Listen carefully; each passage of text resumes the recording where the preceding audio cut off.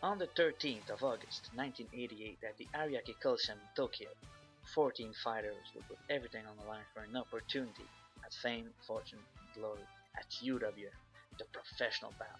Welcome to Why Am I Watching UWF? My name is Tanaka and I'll be your host for today, the third installment in this series featuring the newborn UWF.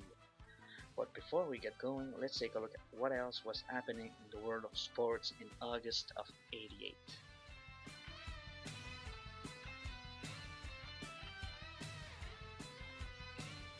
August 8th, Jose Canseco of the Oakland Athletics becomes the 11th player to get 30 home runs and 30 steals in a season. Canseco would of course go on to have a very distinguished MMA career later on in his life.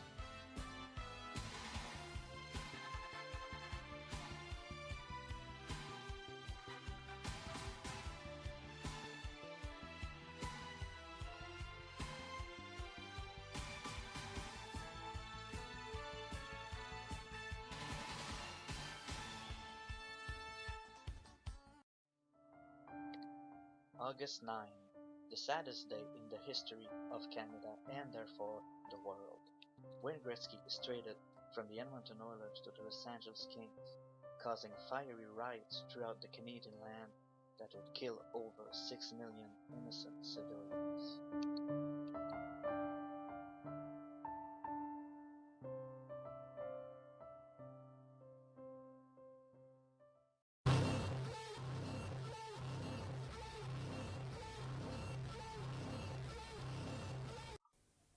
Alright, UWF, the professional bout, here we go. There will be 7 matches on tonight's card, including 3 shootboxing fights, which are real fights, and 4 professional wrestling bouts. Shootboxing is basically Muay Thai with throws and standing submissions.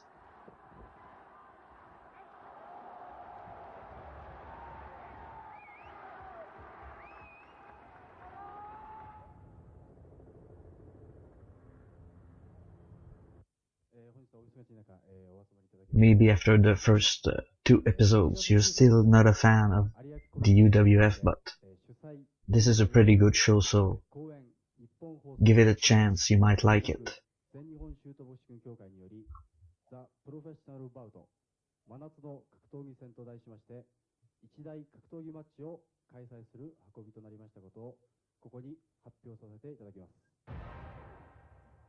I wish I could translate what's going on. I know my name sounds Japanese, but I'm actually French Canadian.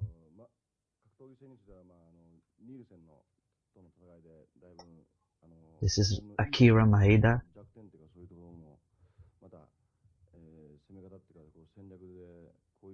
who's having a match against future UFC competitor Gerard Gordeau tonight in the main event.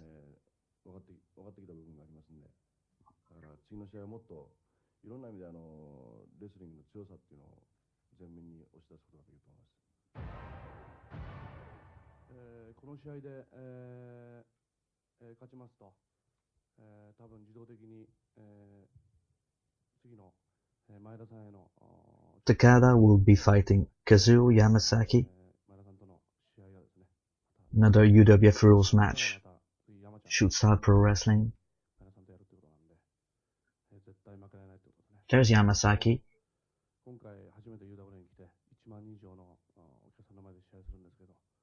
There was 12,000 people at the Ariake Coliseum for this show, which is really good.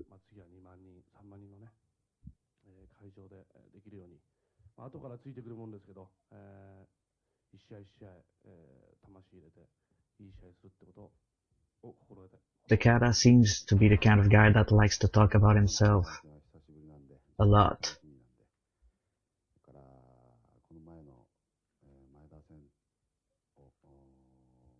Here's Yamasaki, who was half asleep, just like everybody at the presser, it seems.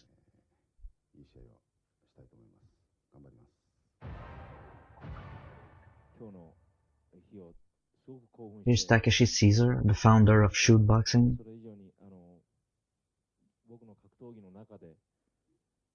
Takeshi Caesar will be fighting later on the card against Periap Premchai in the shoot boxing fight. Premchai is a dude from Thailand. Nobody ever heard of him. No informations on the internet at all.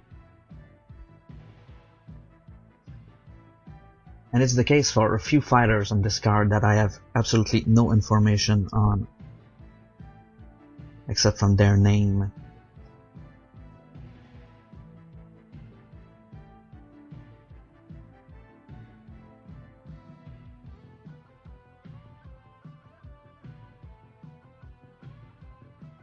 Some training footage of Akira Maeda and Gerard Gordo.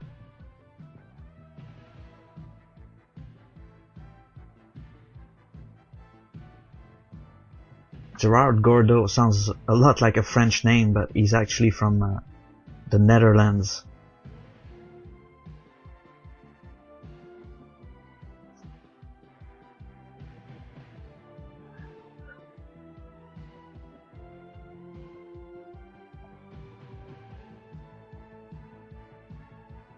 Oh, the half Boston Crab!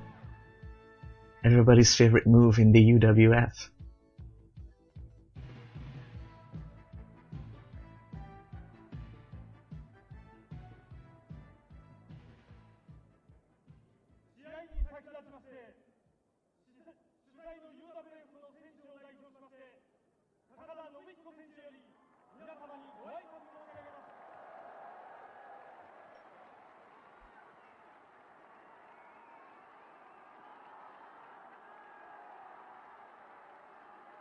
Here comes Takada, who's gonna get some mic time.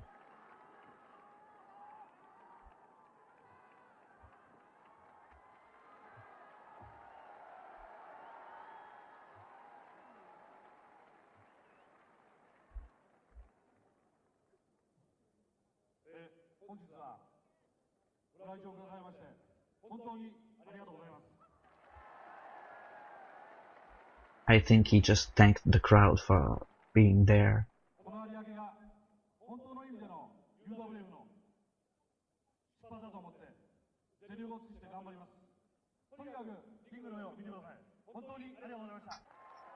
Nice skin-tight red pants. Alright, first fight. Shoot boxing. This is Ri Sogi.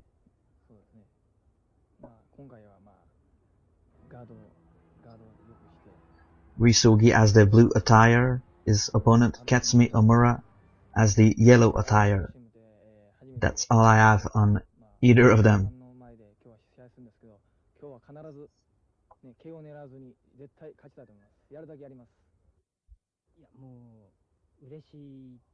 Sogi seemed confident that he was gonna kick his ass.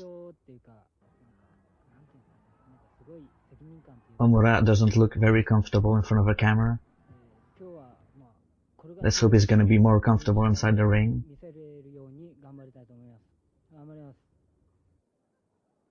Wow.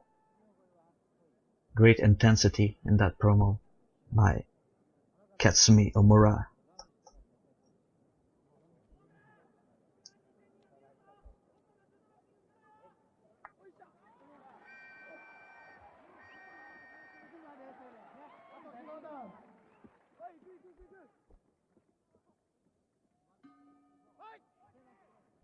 Here we go.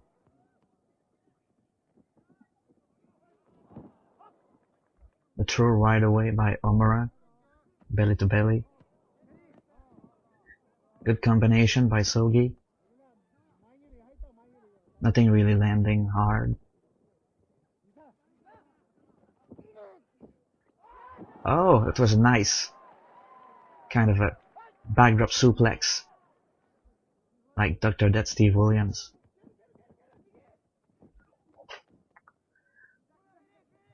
A corner just called for kill him, kill him, kill him. Why so much violence? Oh, brutal knees. Another backdrop suplex, really nice. So he tries to come back with a few punches. Nice kick to the ribs. The knees again.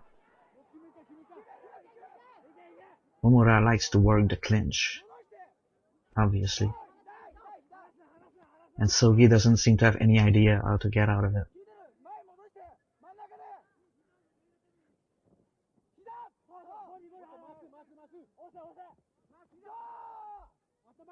It seems like they can indefinitely hold on to a clinch. Unlike in K1, it's very short. But here they have the time to work. Work on throws, work on standing submissions, knees, whatever. Nice uppercuts by Omura. Kick to the head. Front face lock, a guillotine. Standing guillotine. Sogi defends well.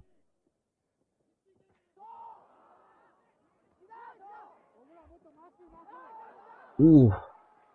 Brutal knee to the sternum by Omura. He's got a brutal Thai clinch game. Oh, nice front kick.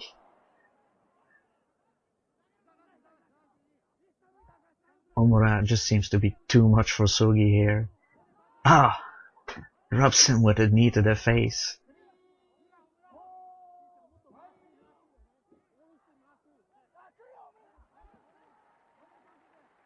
Sogi is tough. But he just doesn't seem to be of caliber to compete with Omura.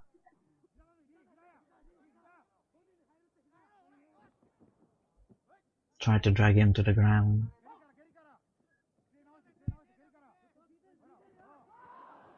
Oh. Sogi likes to throw that front kick at nothing, and he got caught there on the counter. Omura is all over him. Again from the clinch. Nice side headlock takedown.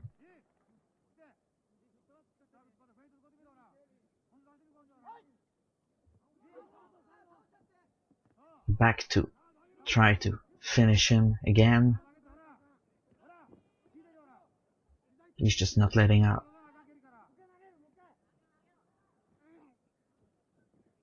Oh, side headlock takedown. This time didn't work. Sogi blocked it. Sogi's being a cocky little bitch. He's getting his ass kicked and he's still being cocky. He's gonna pay for it once again. Brainbuster. We don't see that really often in a real fight. A brainbuster.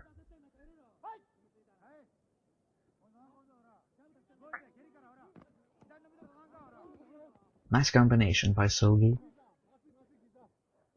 But there was really nothing on it. Ooh. There was something on that knee. And Sogi now should just stay down. But he gets up, he's got heart.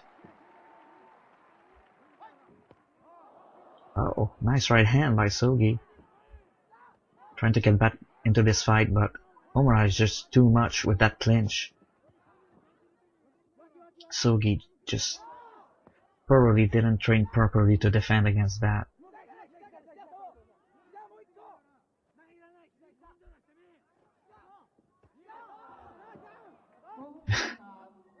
This is brutal. This reminds me of Rampage Jackson and Vanderlei Silva in Pride. Brutal Muay Thai clinch, and Sogi still gets up. He's got a lot of heart.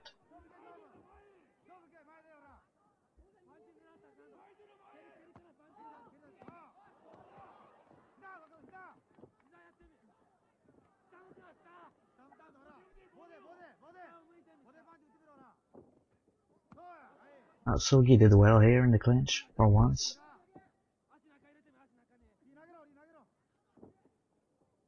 Omura went for a body slam.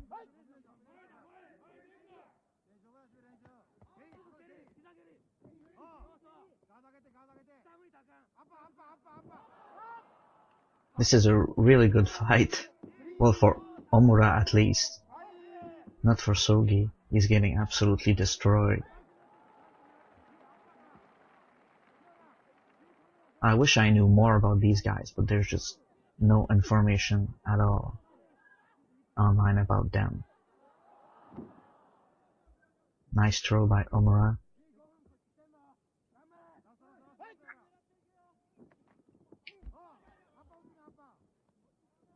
Sogi still coming at him. But once again, that clinch.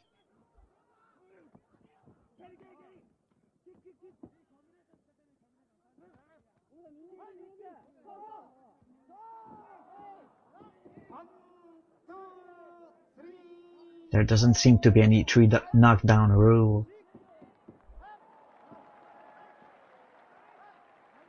You just keep going until the guy really can't stand up anymore.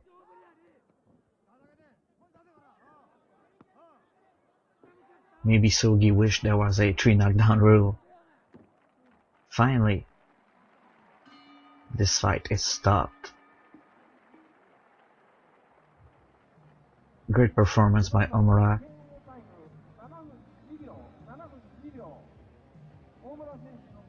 As Sogi's soul leaves his body.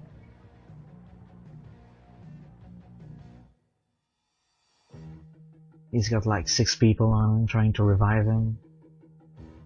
That was a brutal beatdown.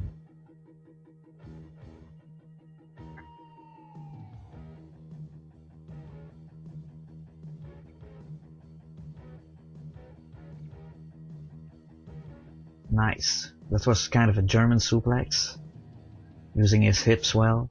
It's all in the head. Yeah, it's all in the hips. Good stuff.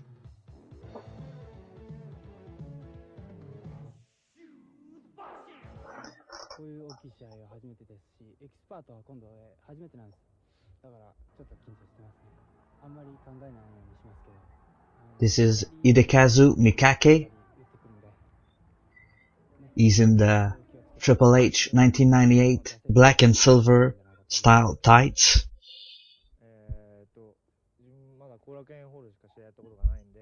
This is Makoto Oe. He is the protege of Takeshi Caesar, the founder of shoot boxing. So he's probably pretty good at this. He is also supposedly a former ISKA Muay Thai champion. Oe is wearing the Brutus the Barber Beefcake pink and black tights.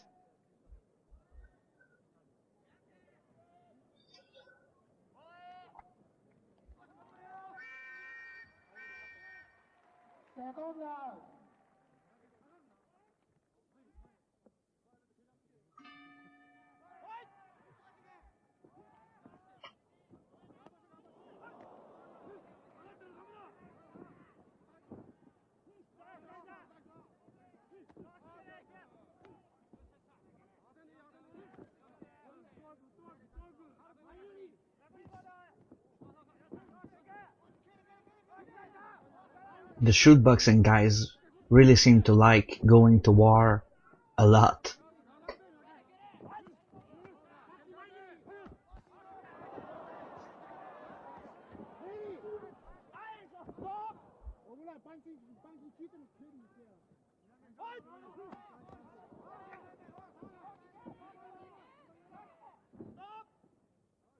They seem to be pretty evenly matched thus far.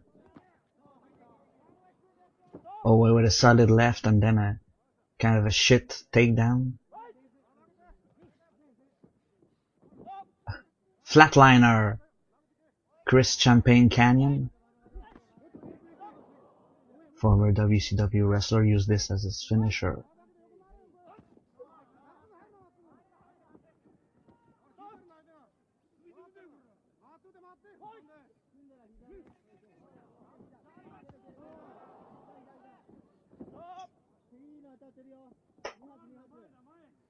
Owe seems to be more comfortable now. He's starting to tee off on Mikake. with kicks and punches.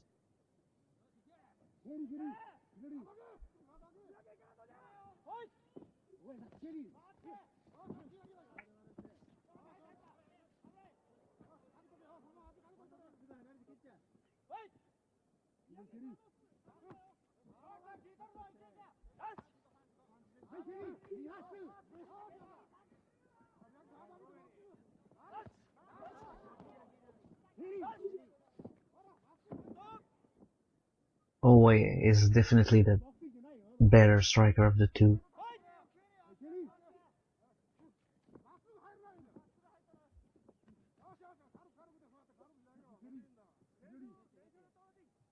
The further we get into the fight, the more we see that Owe is the superior fighter here.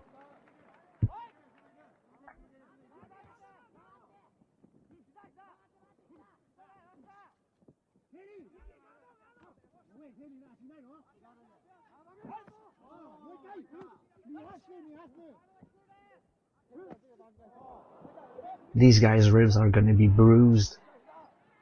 They throw some brutal kicks to the body.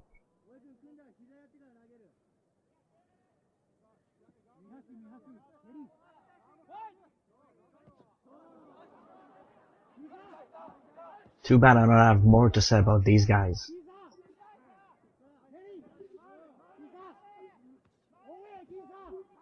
Owe was the favorite coming in, being the protege of Takeshi Caesar.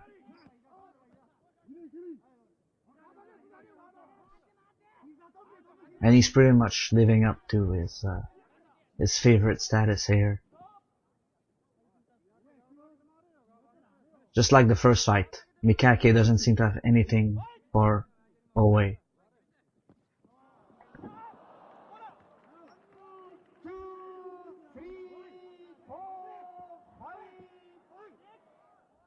Hidekazu Mikake, the famous jobber from shoot boxing in 80s Japan. Oh, great left uppercut by Owe.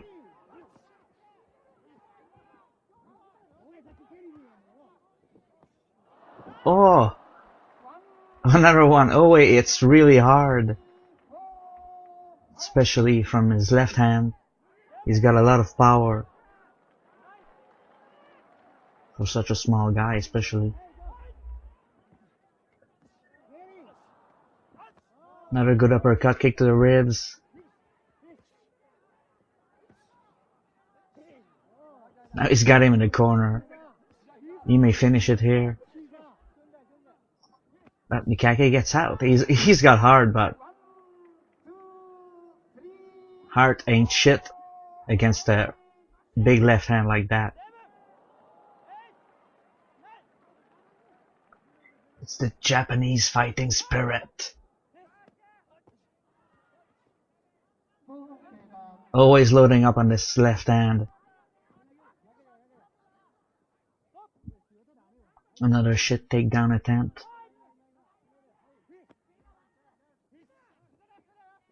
Good knee from Mikake. Owe comes back with his own. Some left hands again. A big right hand by Owe. Now, Mikake is just a standing target for Owe to practice his shots.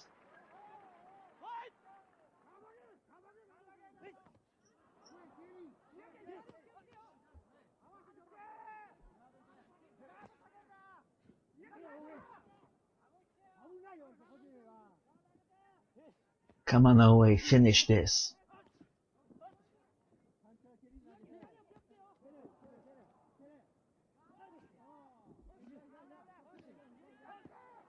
This is a massacre.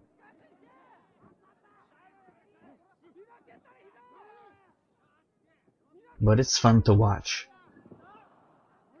Down he goes again. Flat on his face this time. And it's over.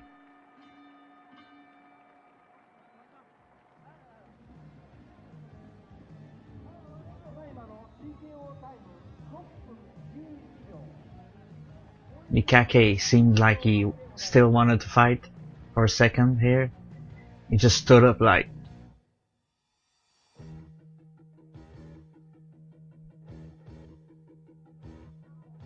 always showing some respect. Mikake, the same. Another good scrap.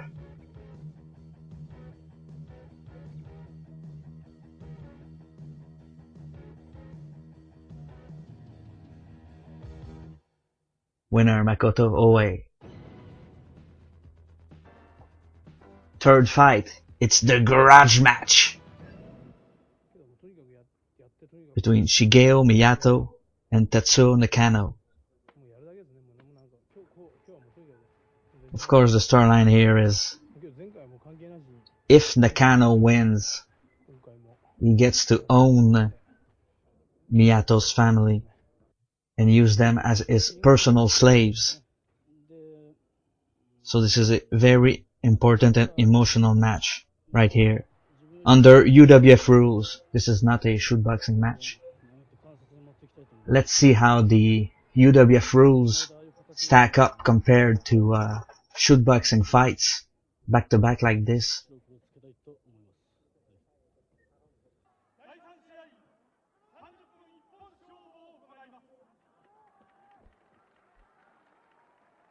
Do it for your family, Miyato.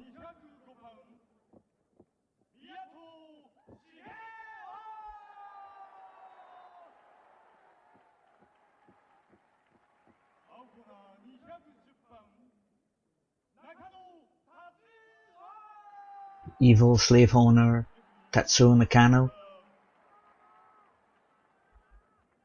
who kinda looks like a catfish.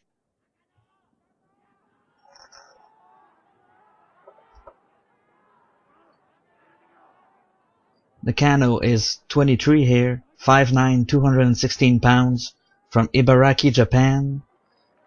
He was trained by Carl Gutch and he made his debut in '84. Miyato is 25, 5'9.5", 227 pounds, from Kanagawa, Japan. He was trained by Akira Maeda and he made his debut in 1985.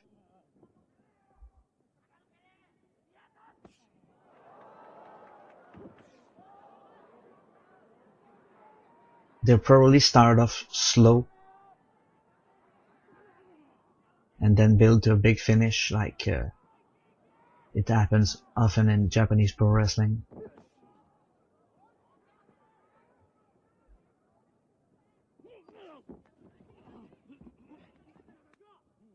Nakano going for the takedown. It's stuffed by Miyato very easily.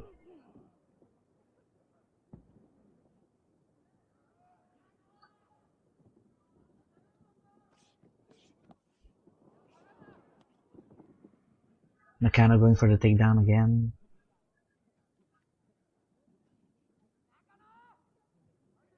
He's still holding on to the leg.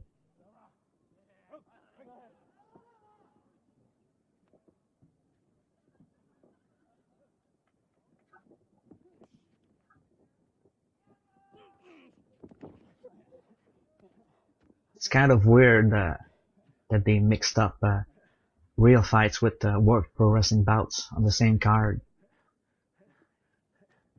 It's just weird to watch two guys pretend fighting after seeing two fights where the guys were really trying to kill each other. But let's suspend our disbelief here and enjoy this. Nakano's going for Kimura. Well, he's not really going for it, but Nakano gets the back, gets one hook in.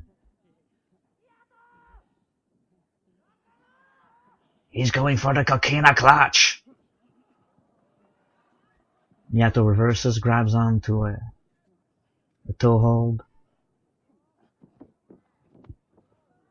And they're up again.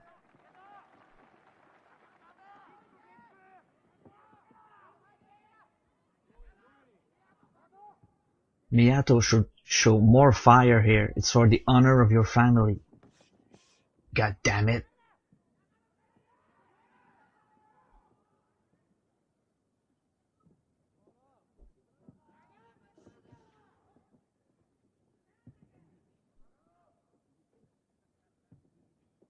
The two of them are studying each other. Not really doing anything. They clinch. Nakano with an arm drag takedown. He's holding onto the arm, not really threatening with anything. He's now going for what seems to be a Kimura.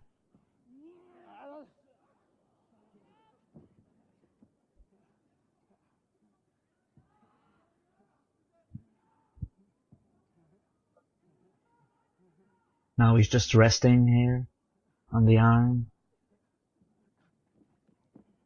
Takes the back again. Miyato reverses. Now Nakano's in the front face-lock position over Miyato. Should just knee him in the head. Nice roll into side control. Side headlock. Miyato's on the rope. So they get separated by the ref.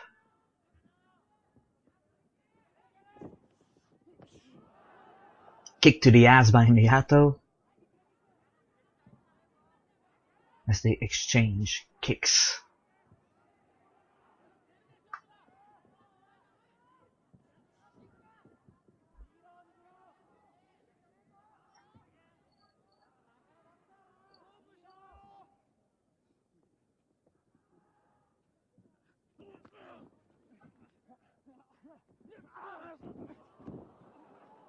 Nakano, nice roll through with the Kimura attempt. He's now on top in what seems to be a north-south position. But Miyato's kind of on his side. With his face getting teabagged by Nakano.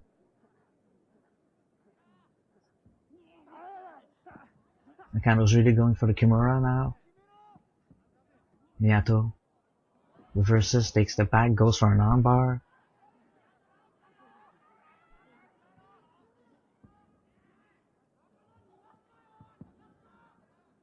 Miyato's trying to get into Nakano's guard here.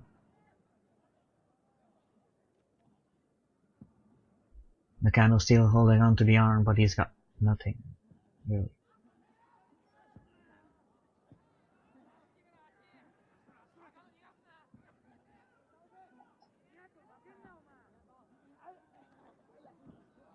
And Miyato gets out. The crowd seems to be appreciative of their effort thus far.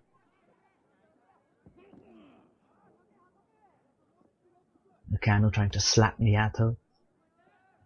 Miyato kicks him in the leg.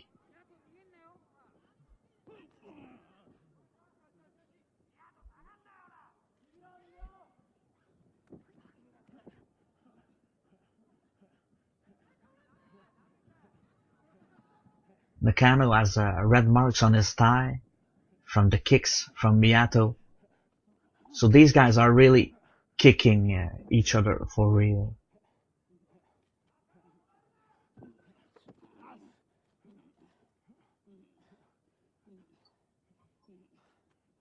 And Nakano's going for a leg again. Just holding on to the foot of Miyato. Now gets to the other foot. He's not gonna give up, he's got nothing on him.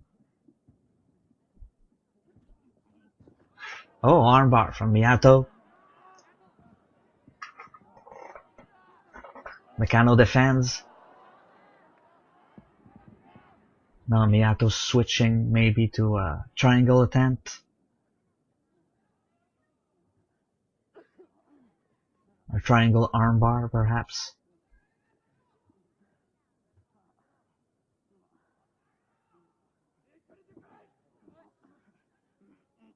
Nakano should just stand up and powerbomb Miyato like Rampage did to Arona. That would be cool. Miyato looking up the triangle a little bit deeper. But Nakano gets loose and kicks him to the spine. Some slaps and some kicks from either sides. Muay Thai knee from Miyato, but Nakano takes him down, and he's now looking for a lion tamer, but switches to a leg lock. A nothing leg lock, where there's no pressure applied anywhere. He's just holding onto his leg.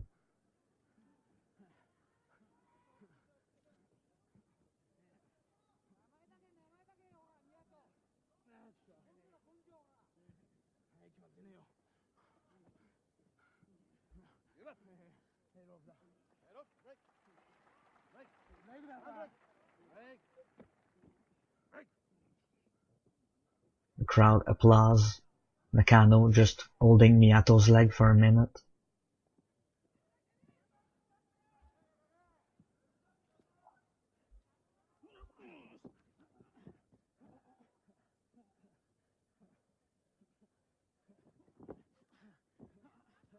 Takedown attempt from Nakano, blocked by Miyato.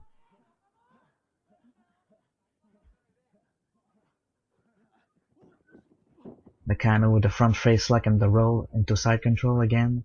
Now he's going for a key lock. An Americana. Front up on side control.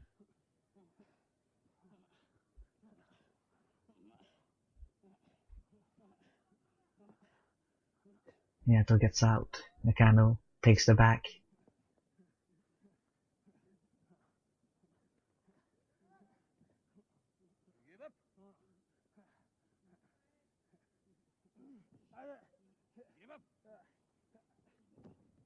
Nakano locking on the STF on Miyato. He's really just holding his leg up there as Miyato cuffs heavily.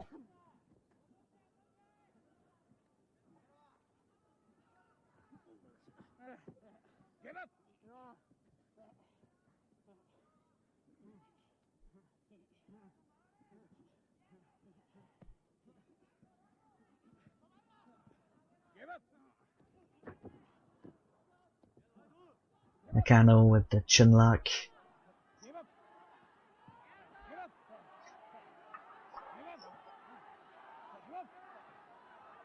Miyato will just try to get to the ropes, but Nakano releases the hold anyway.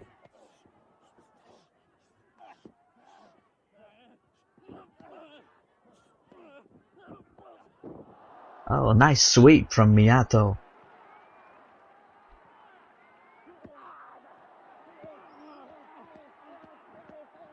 Yes, that's it. Do it for your family.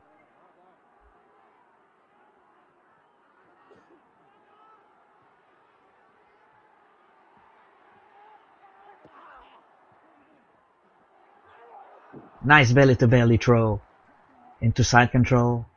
Now Miyato's gonna look for a Kimura. I think that's what he's going for.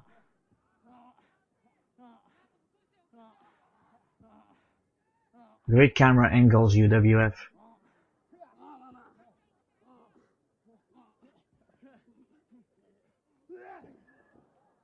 Miyato sitting back for the nothing leg lock again.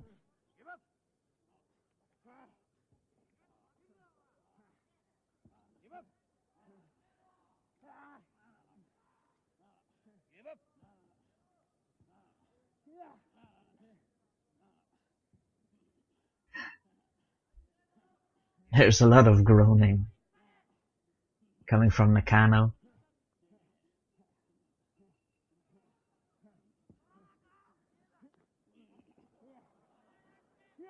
I don't know if you can hear it as well as I do with my headphones.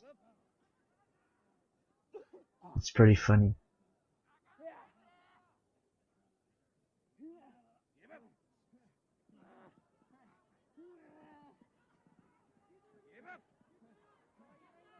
Oh, Nakano tries to get to his knees. bending his leg in a weird way in the process. Bending his own leg. There wasn't any pressure now because of Nakano. There is. Nice slap by Nakano. An open hand. Palm strike. Not a slap. A palm strike. I'm sorry. Boss Rutan.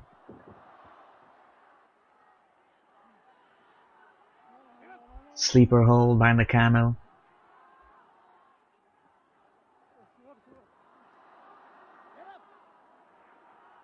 Gets the buddy grapevine.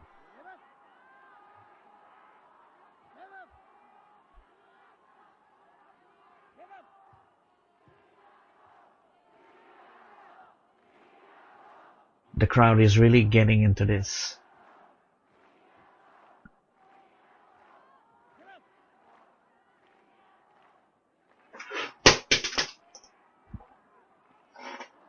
They want Miyato, good guy Miyato, to win, not the evil Tatsuo Nakano, who wants to enslave the Miyato family.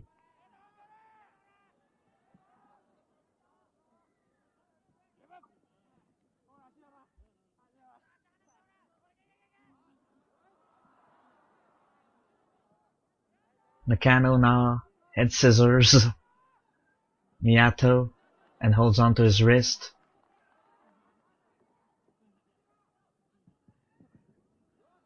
He could do kind of a reverse triangle here and work around one of Miyato's arm.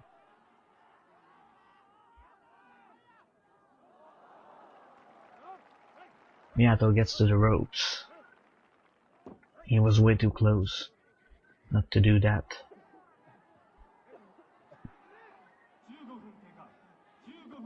Miyato is coughing like a guy that smokes 2 packs a day. Oh, nice throw. Almost a body slam from Miyato. Now going for an armbar.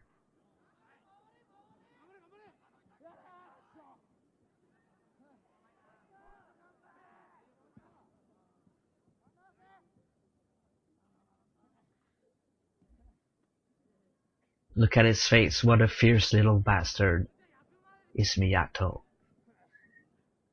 Come on, Miyato, he gets it! No! Nakano gets out and to the ropes.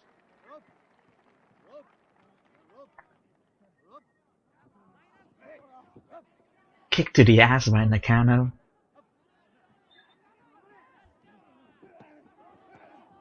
Turnabout's fair play, I guess. Takes Miyato down, going for Boston Crab, but he settles for a half Boston Crab.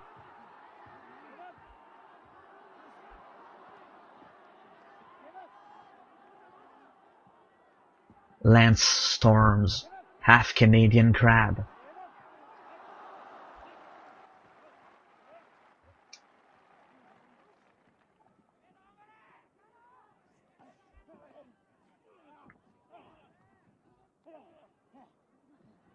Oh, Nakano going for a suplex here. Nice brainbuster. Snap brainbuster by Nakano.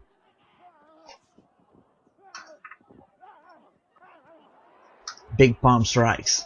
Big knee. Big kick. Miyato's on fire here. Huge spinning back kick to the gut of Nakano. We heard it. Connect.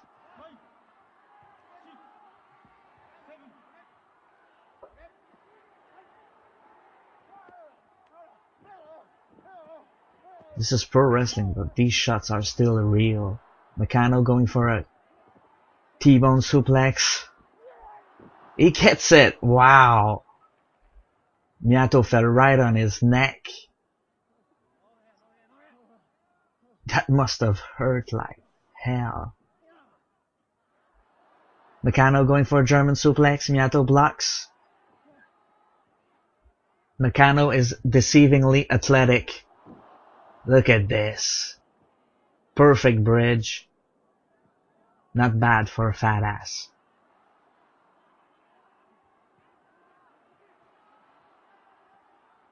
He's now going for crossface chicken wing. Shades of Bob Backlund.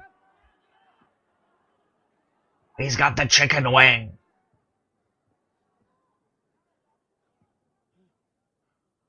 Gives up on it. He's got the Muay Thai clinch on Miyato.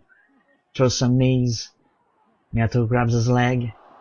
Great kick to the head. And now, shoot headbutt. That was a real headbutt to the face of Miyato to get out of the suplex attempt by Nakano. And it's busted Miyato open. Now Nakano going for standing Kimura on the injured and bleeding Miyato. But Miyato doesn't give up. Backdrop suplex. He's now going for the half Boston Crab. Again. He's really sitting back on it and Nakano taps out.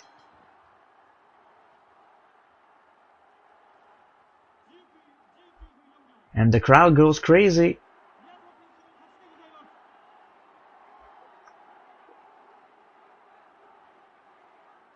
Maybe I'd be going crazy too if that wasn't like the 4th time I'm watching this fight. But I had a lot of recording problems.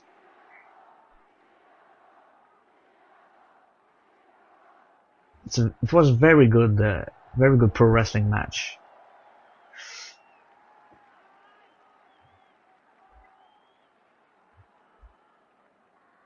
And Miyato successfully defends the honor of his family.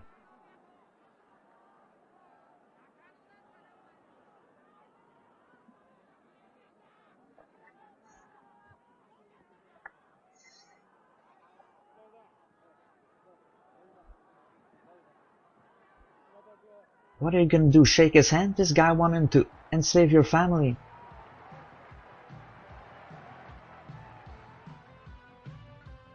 Japan. Japan is weird.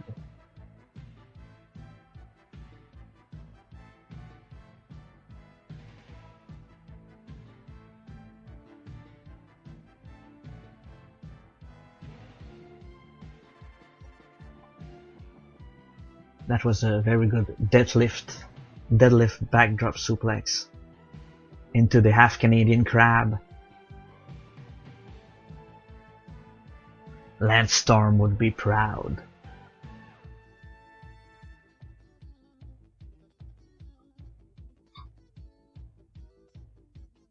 He really pulled back on it.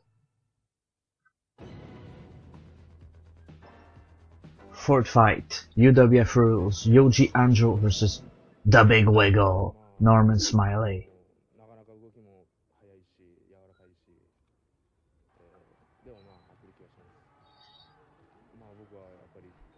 Yoji Anjo is only 18 years old here, 5'11", 198 pounds from Tokyo, Japan.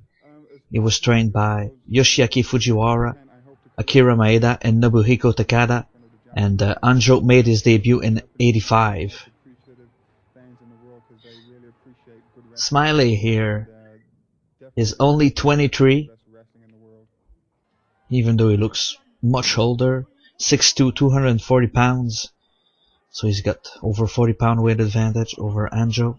He's from Northampton, England. He was trained by Karl Gotch, Boris Malenko, and his son, Dean Malenko, the future WCW United States champion and member of the Four Horsemen.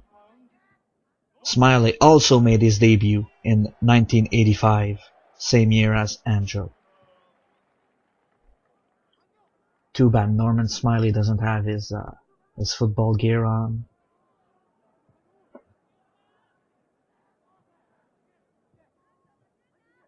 Like in late life WCW, when he was the hardcore champion.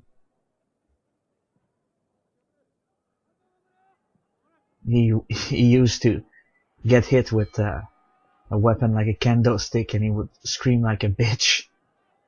That was his shtick in WCW. But he is an excellent scientific wrestler. even though nobody would know about it if they only saw Norman Smiley in WCW, where he was a comedy relief character more than anything else. The Growing Stretcher by Smiley.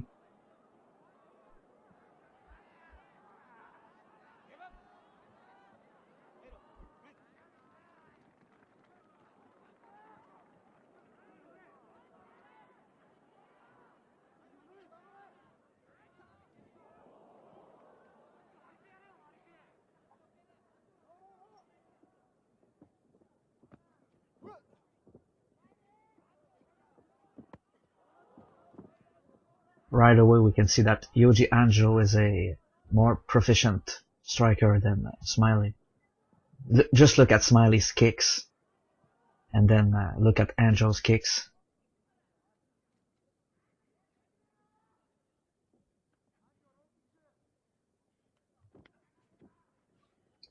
Single leg takedown by Anjo, but great reversal by Smiley. Going for a leg lock here. Great roll through with the legs to get into position. Anjo reverses, gets a sharpshooter here. Yeah, sharpshooter or a scorpion deathlock. Sasori Gatame, a move made famous by Riki Shoshu in Japan. Riki Shoshu is of course the guy that was legitimately kicked in the face by Akira Maeda during a worked pro wrestling match.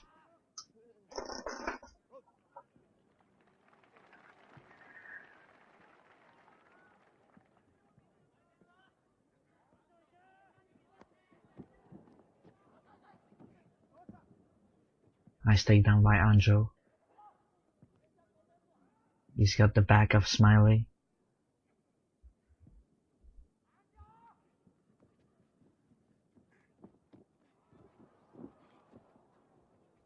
Norman Smiley is just way too big and athletic for Anjo to realistically best him in a grappling match.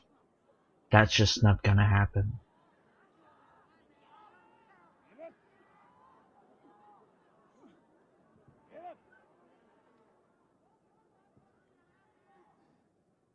And since the UWF is supposedly more realistic pro wrestling, I don't see Anjo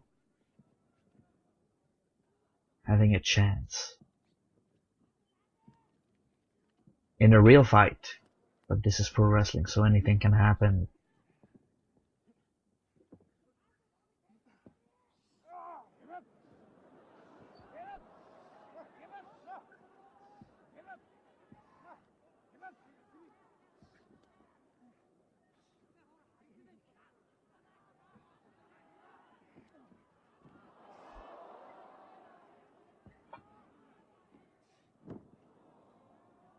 For a guy that looks like a power wrestler, Smiley doesn't use any power moves here. It's all technique, scientific wrestling, and of course, one-legged Boston Crabs.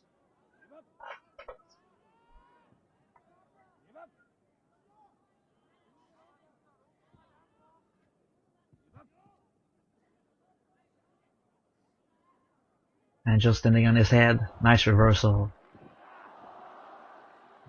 Rolls into leg lock of some kind.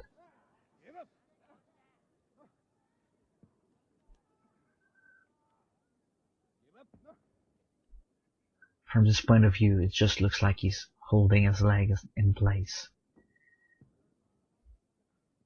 It's the return of the nothing leg lock.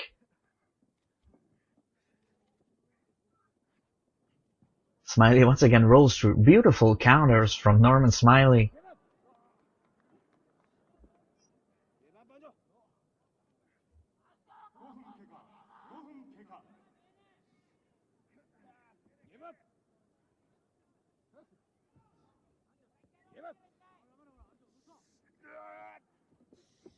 Norman Smiley is a very smooth technical wrestler. The transitions are just perfect. they both have leg locks here, like in the Don Fry Ken Shamrock fight years later in Pride.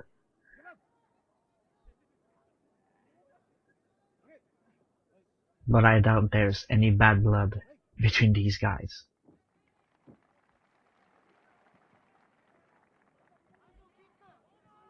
But maybe there is. Who knows? Maybe Anjo is a racist or something.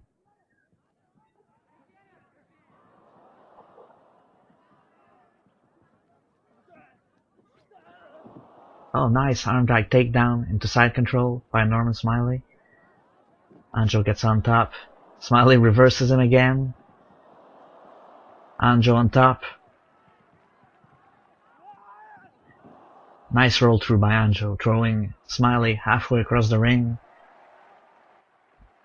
Really good exchange here.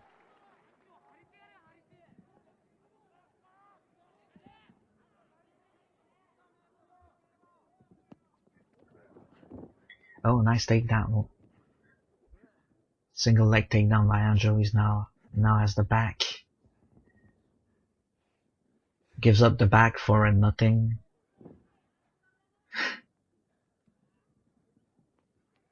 Smiley just holds onto his leg. He's not going for a ankle lock toe hold here or something like that, but he's not in a really good position to finish this. It's a weird angle.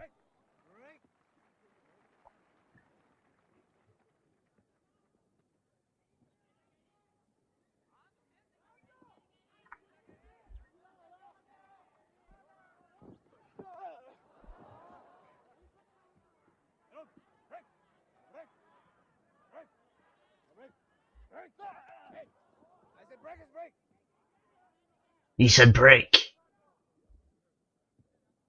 You dirty fucking scumbag.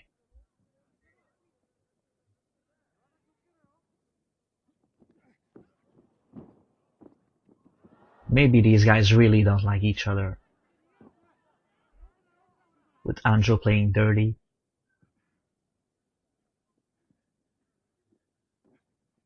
Norman Smiley being the gentleman from England.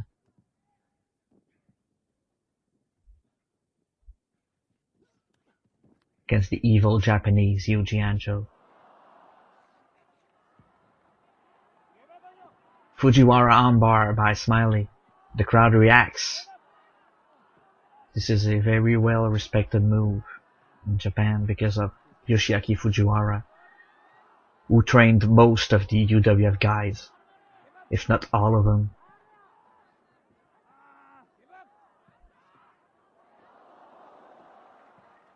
Nice escape by Anjo.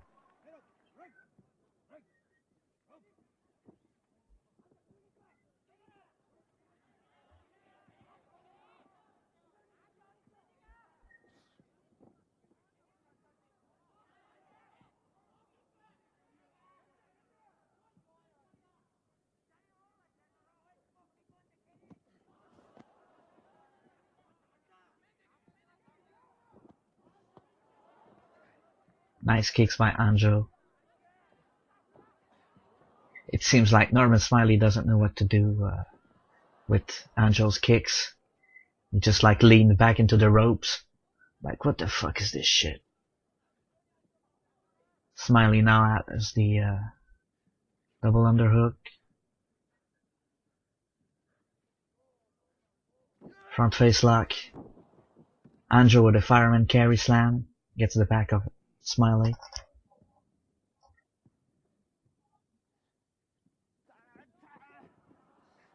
Smiley goes for a Kimura. Or just an armbar.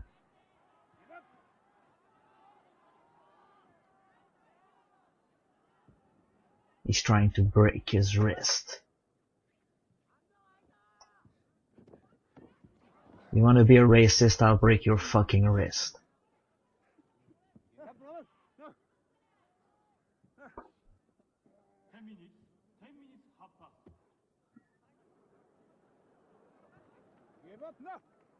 Anjo is now just holding on to the boot of Norman Smiley. Smiley seems to be like 2 inches away from the ropes. Maybe he should think about just extending his arm and grabbing the rope. No. Okay. Anjo's got the back. Gives up the back again. He's going for his own version of the groin stretcher. Quite a shitty submission move.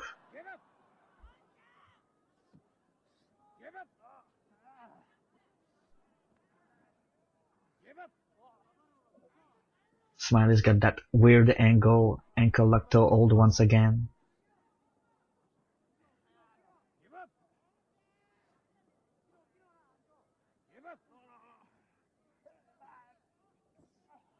But it still seems like he's applying decent pressure from this position.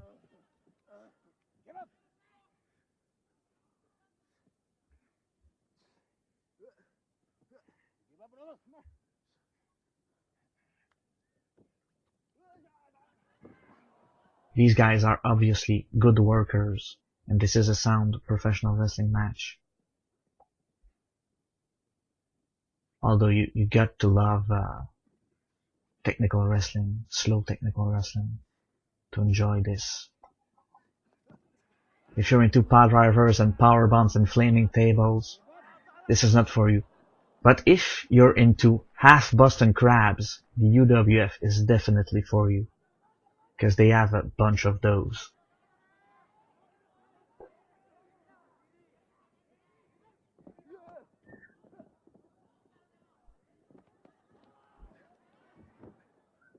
Takedown by Anjo.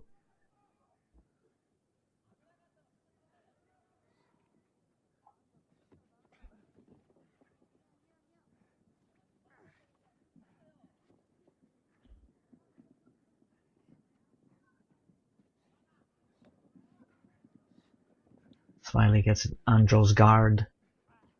Passes to side control. He's got a Kimura. It's not locked in. Not yet.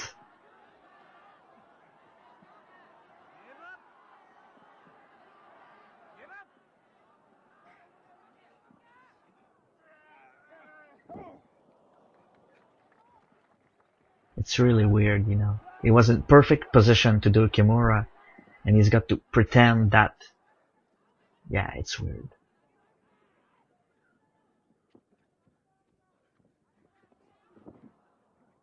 He could have just grabbed his hand and finished the Kimura, you know.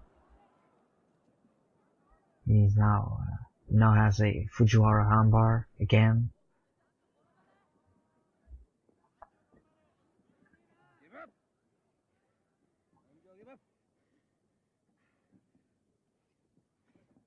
And Joe's just gonna roll through once again, probably.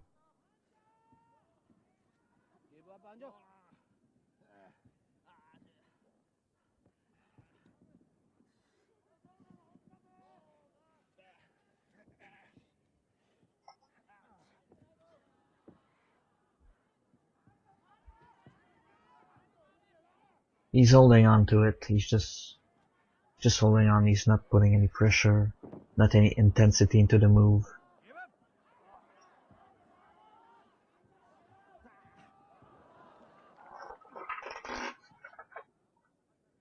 You know he's not gonna tap when screaming and the intensity is not involved in the submission.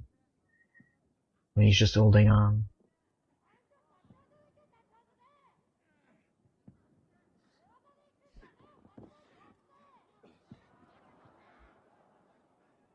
Groin stretcher once again by Smiley.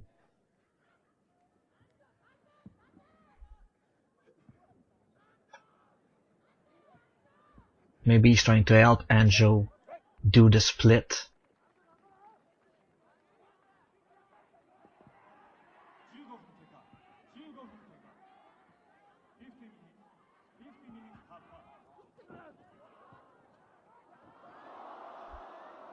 Oh, dragon suplex.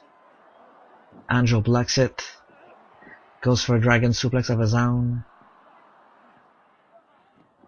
Smiley gets a Kimura, but Anjo takes him down. Smiley takes the back, then goes back to the front. European uppercuts. Side headlock takedown. And he holds on to the headlock.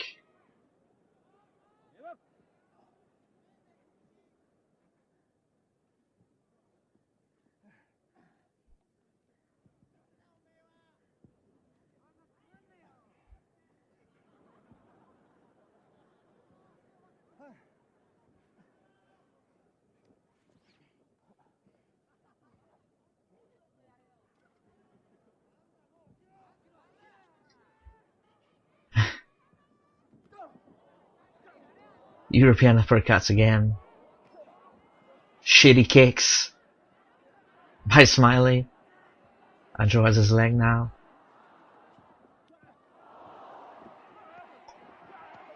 And Smiley just has nothing for Anjo's strikes, as Anjo kicks him in the ass several times while he's on the ground.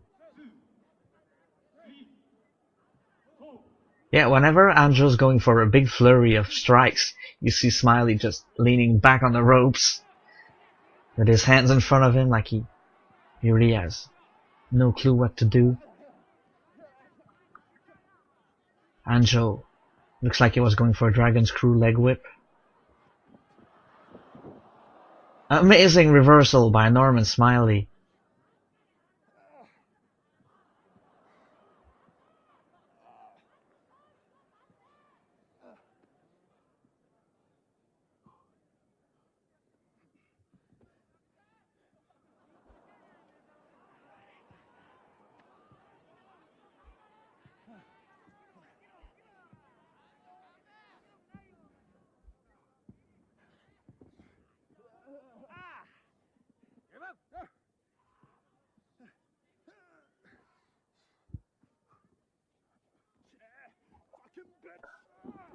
Oh, and that. Did Anjo just call Norman Smiley a fucking bitch?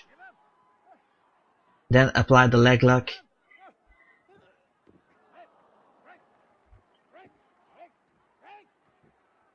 Maybe Anjo is a racist after all. Calling Norman Smiley a fucking bitch and then locking in a leg lock? Maybe he said something else. But that sounded pretty fucking close to fucking bitch.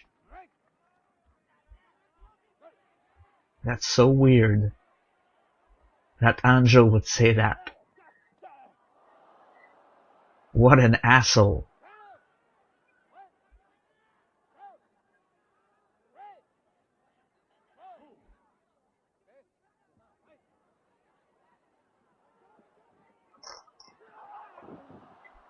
Nice Owen Hart style belly to belly suplex.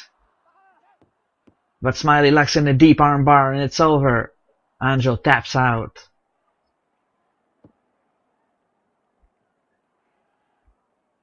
Pretty good pro wrestling match. Both these guys are excellent workers.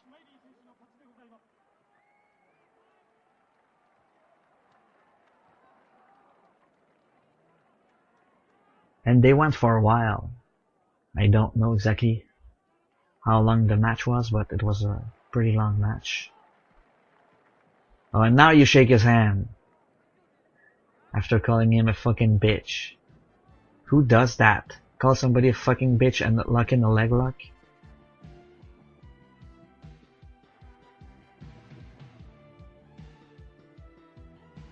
That was a really good belly to belly suplex. Kinda like Owen Hart used to do it when he'd send a guy into the rope.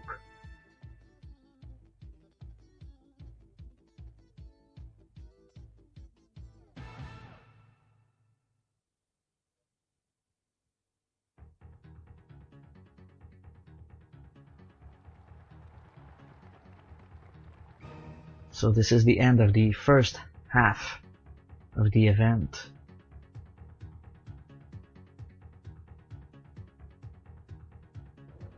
I'm gonna have to switch the VHS very quickly. but I'll just let it run until the end.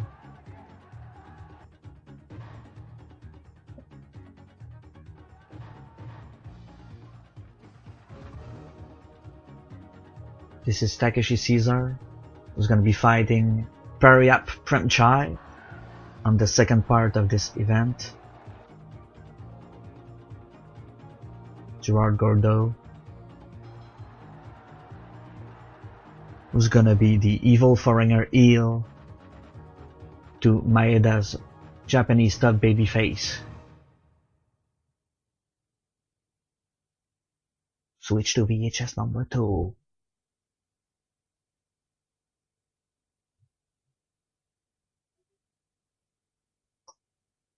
And we're back.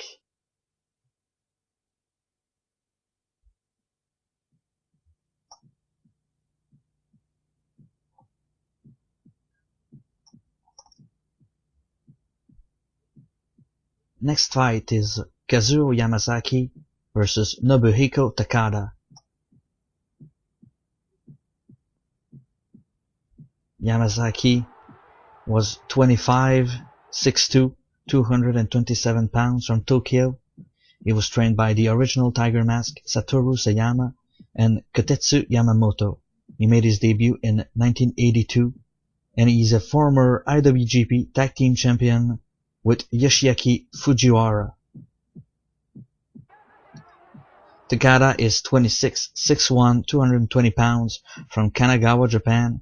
He was trained by Yoshiaki Fujiwara, Antonio Inoki, Karl Gotch, and Kotetsu Yamamoto. He made his debut in 81, and he is a former IWGP Tag Team Champion with Akira Maeda, as well as a former IWGP Junior Heavyweight Champion.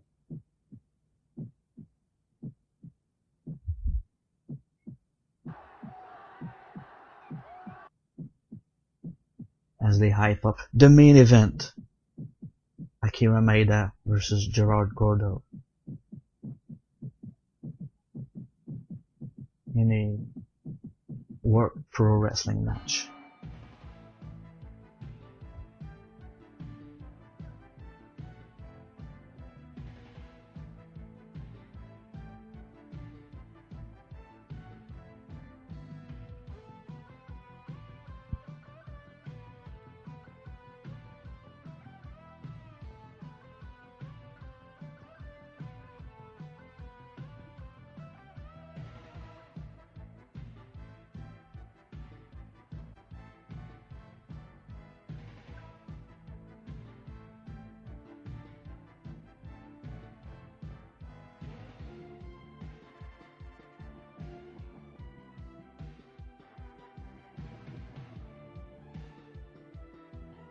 I don't know what's this. They're showing highlights of the future fights from tonight. Spoilers! Why are they showing this?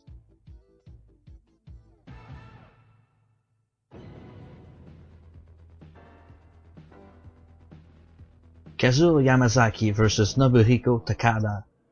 最近ボクシングやってるってことなんでね、パンチ出してくるのかなっていう気もするし、まあどれって決めらんないですね。レスリングもそうだし、キックもそうだし、それに加えてパンチももしかしたら。Exchanging kicks to start things off.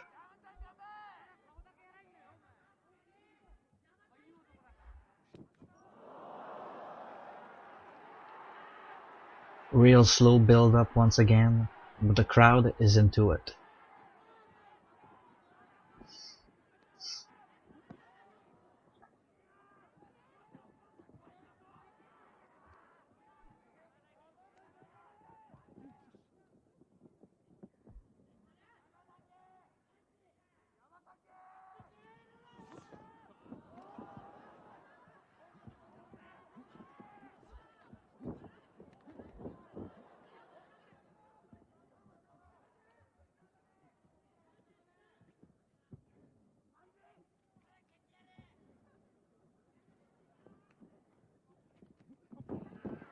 Schoolboy by Yamazaki into a leg lock,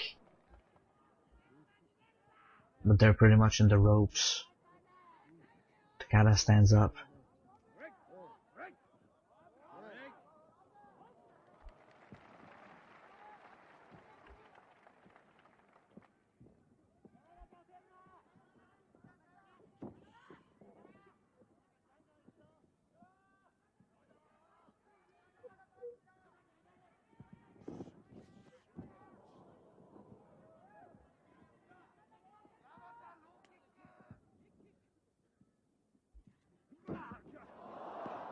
Nice headbutt by Yamasaki.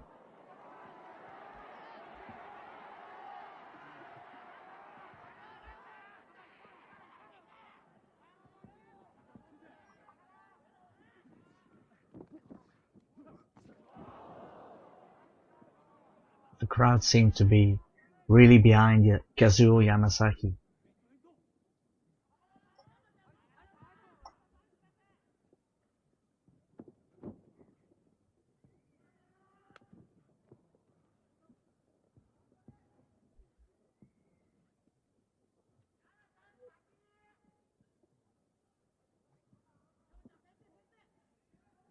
Even the Japanese hate Takada.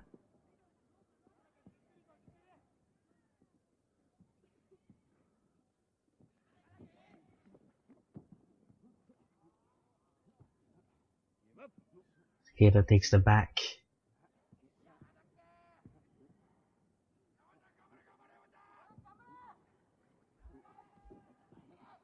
Grabs the legs. Goes for a half Boston Crab. Once again. And dig it up.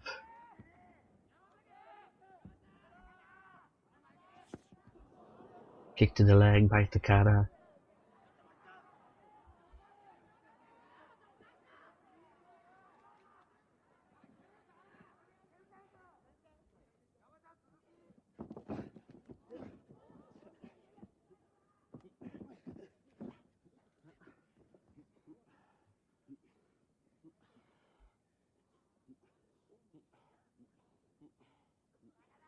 Why are you doing nothing?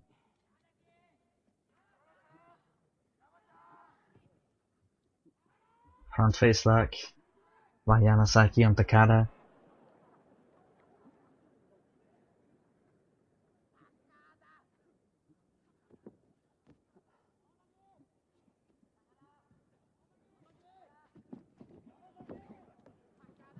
Yamasaki gets the side control. He's trying to grab one of Takada's arm. Going for a key lock. Switches to a headlock. Takada rolls him over into the ropes. Kicks him in the back.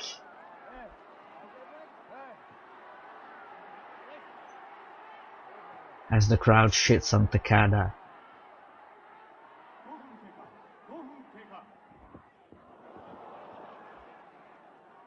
Spinning back kick attempt. Didn't go anywhere.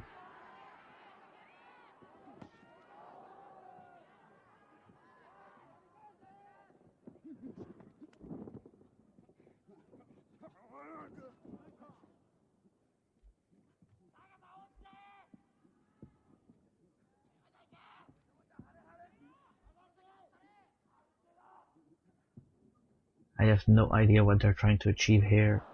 Takada gets the side control.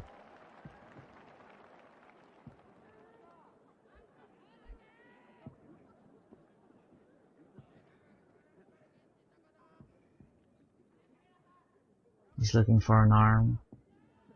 Now grabs onto a headlock.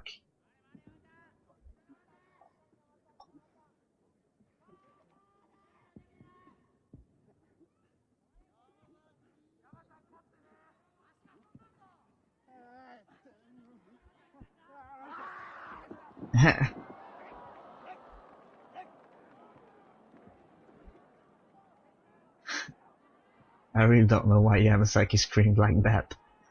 He wasn't in any precarious position.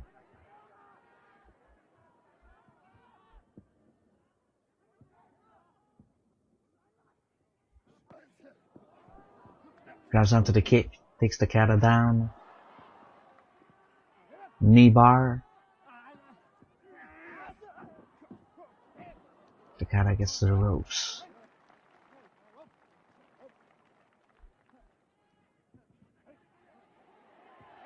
Is Yamasaki going to kick Takada?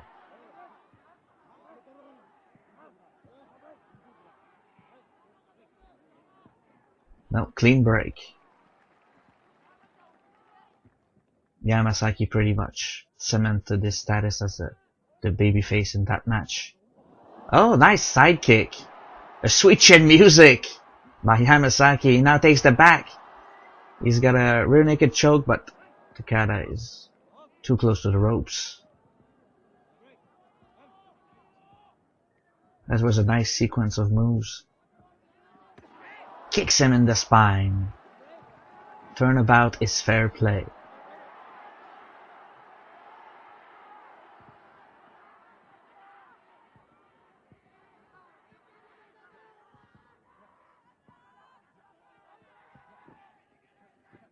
The crowd definitely hates Takeda.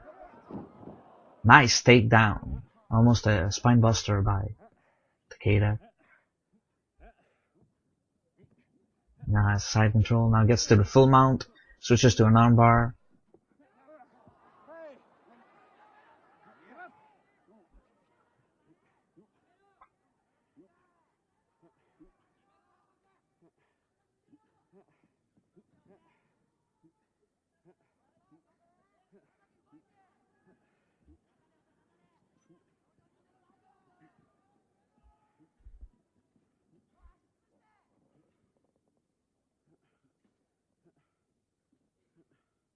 Do something.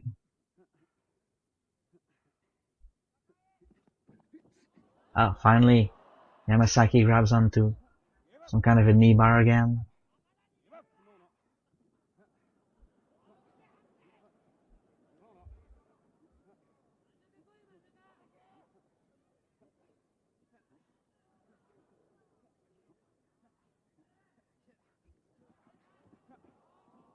Takada reverses with a leg lock of his own.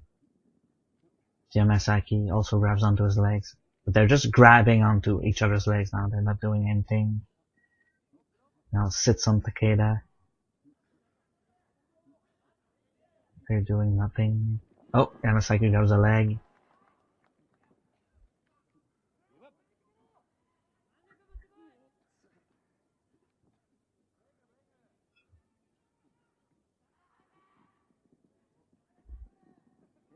Takeda seems to be pretty close to the ropes.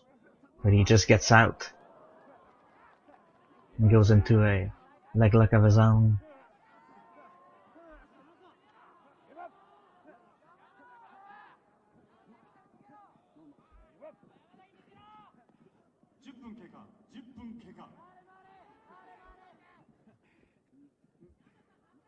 Takeda should lock in a figure 4 leg lock and use the ropes for leverage.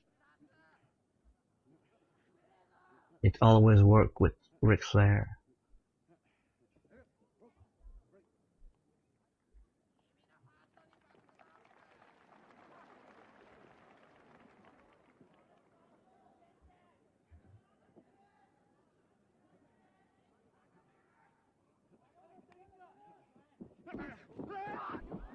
Oh, nice oblique kick by Takeda. He might have fucked up the knee of Yamasaki.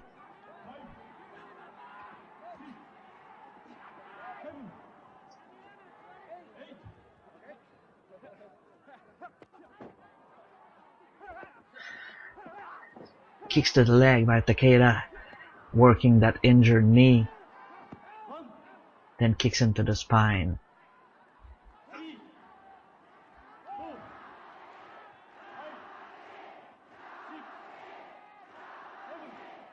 Crowd is chanting for Yamasaki, the definite fan favorite in this match.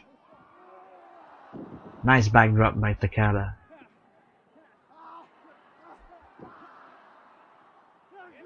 Going to the leg again.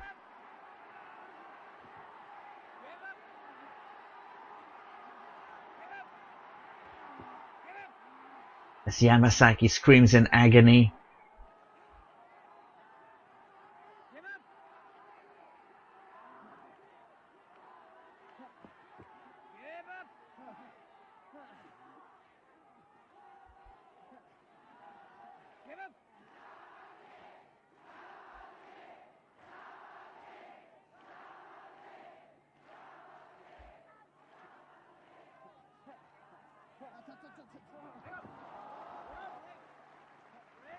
He was twisting his leg pretty good.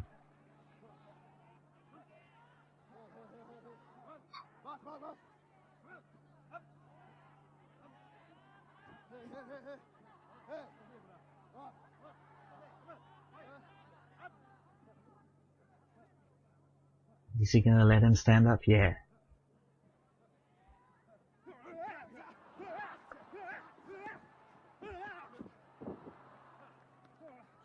Why don't you just get out of the way of those kicks? You can just stand there and take them, but Takeda's got a leg lock again.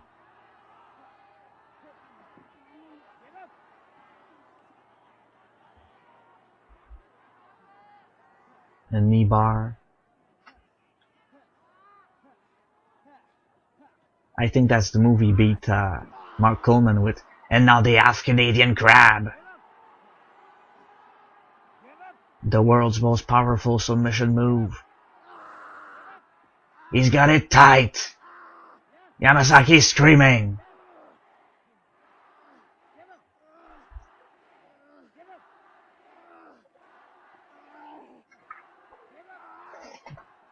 Can he get to the ropes? Will he tap? Oh, Takeda drags him to the center of the ring. And he sits on him. This is a very painful move.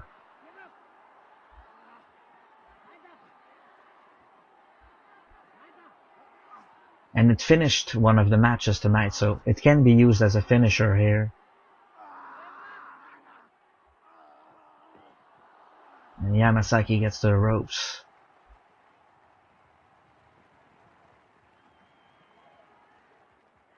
And the fans love this shit.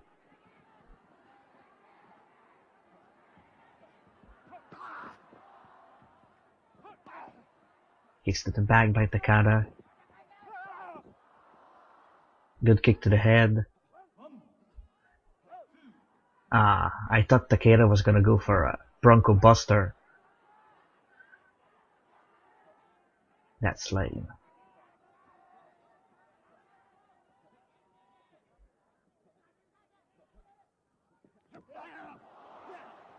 Big knees by Yamasaki.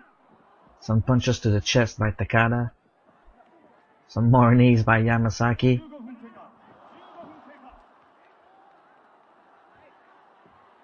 As he knocks down Yamasaki with a series of punches.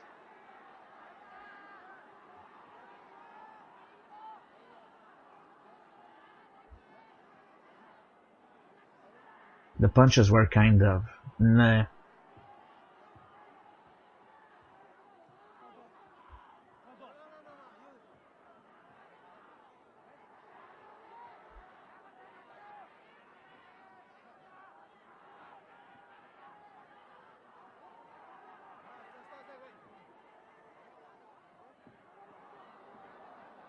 Stop the match, he can't get up. As Takada takes a little sprint in the ring.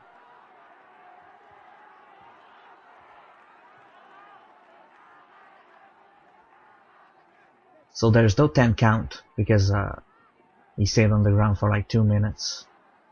And there was no count. Nice belly to belly throw. Into a leg lock once again.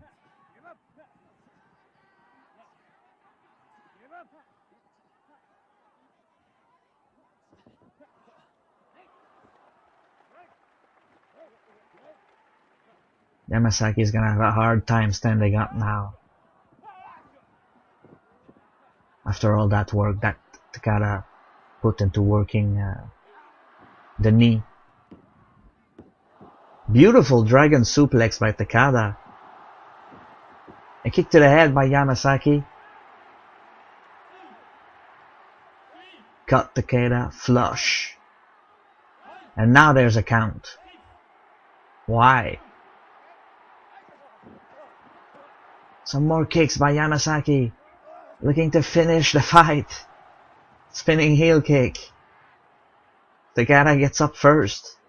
But Yamasaki grabs him. German suplex. No! Headbutt to the back of the head. Beautiful German suplex. That bridge was absolutely perfect. These guys are very athletic. We're going for a pin now? He's got it! A kick to the head.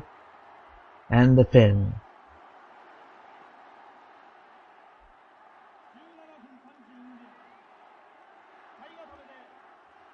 I think UWF rules is pretty much whatever the fuck we want to do rules. Whatever suits us the best. Sometimes they count the guy, sometimes they don't count him. I don't know. Yamasaki with what I imagine is a huge upset, beating Takada, who's a huge name.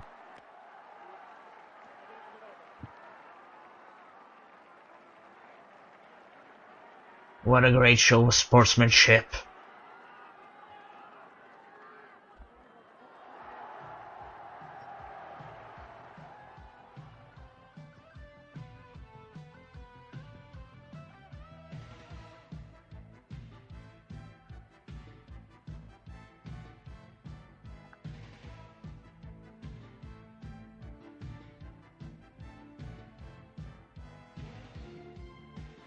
Great dragon suplex by Takada. Look at that bridge.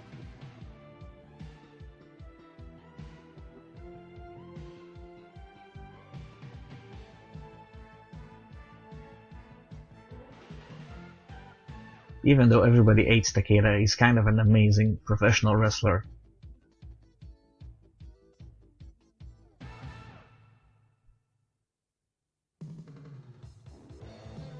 It's time once again for some shoot boxing. This is Pariat Premchai from Thailand. He's a Thai boxer. That's all I got on him.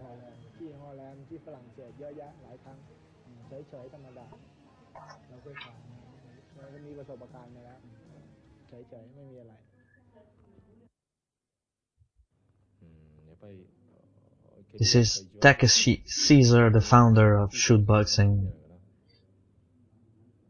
He is also known as Tomofumi Murata.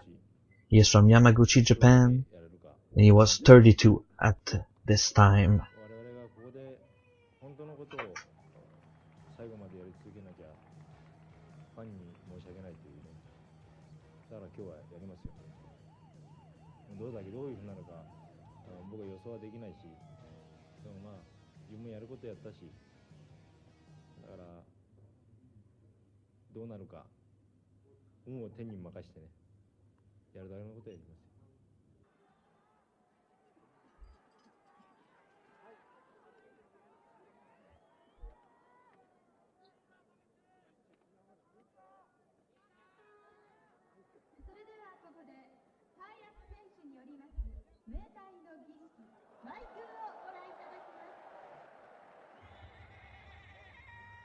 There's gonna be a special Muay Thai presentation. I hate this. Listen to this music.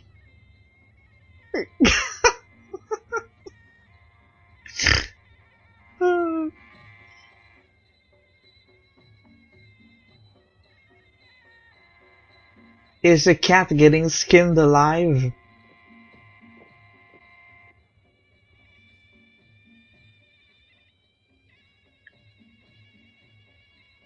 Damn.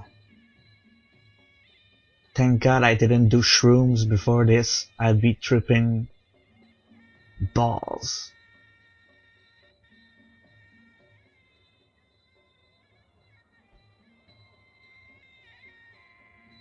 This reminds me of the old NES game Super Arabian. And you're like on the boat and you kick at stuff.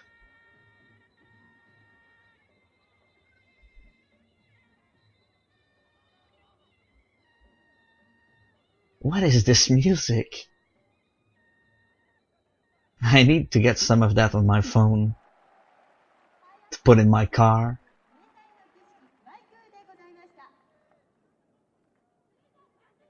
Thank God that's over.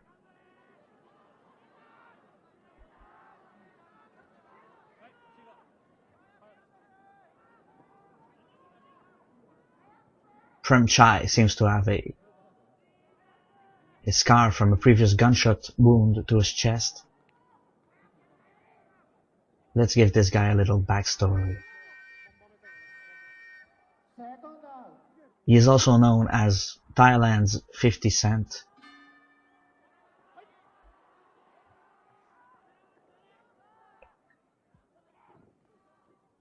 And right away as they touch gloves, he kicks him in the gut. Prem Chai with big kicks early. Takeshi Caesar reciprocate. Caesar seems to have a lot of power in his kicks.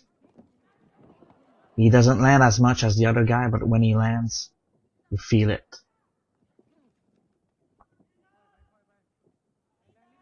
Prem Chai very active early.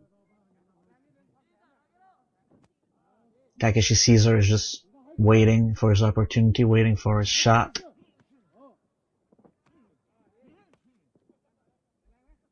Kick to the arm of Prem Chai.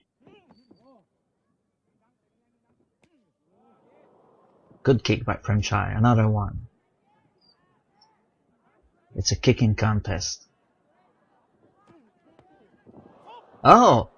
And Caesar knocks him down. That was probably more of a slip than anything else. But Takeshi Caesar, it's hard. For sure. Great kick to the leg. Nice combinations by Takeshi Caesar. It's not for nothing he's the founder of shoot boxing. So he knows his shit. Now as a waist lock, tries to take Prem Chai down. Doesn't really work.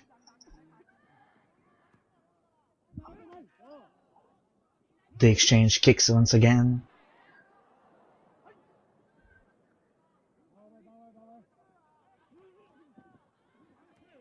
Prem Chai is starting to feel the power of Caesar and he doesn't like it.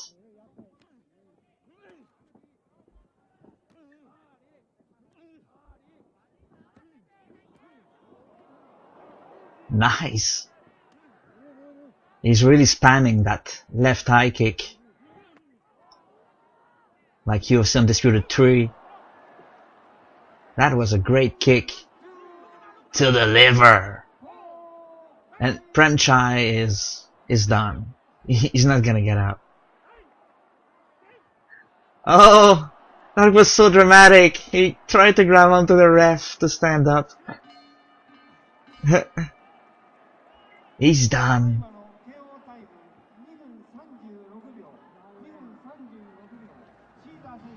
I think he was maybe just looking for a way out of the fight. So he's just, I'm gonna pretend that this kick hurts more than it actually does. Because his antics on the ground, it's like it was acting, especially when he grabbed the ref. Come on. So was this a fix? Did Prem Chai throw the fight?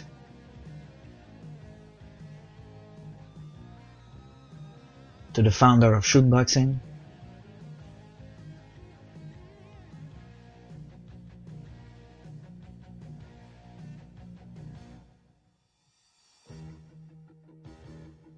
Let's see that kick to the liver. Was it really that good?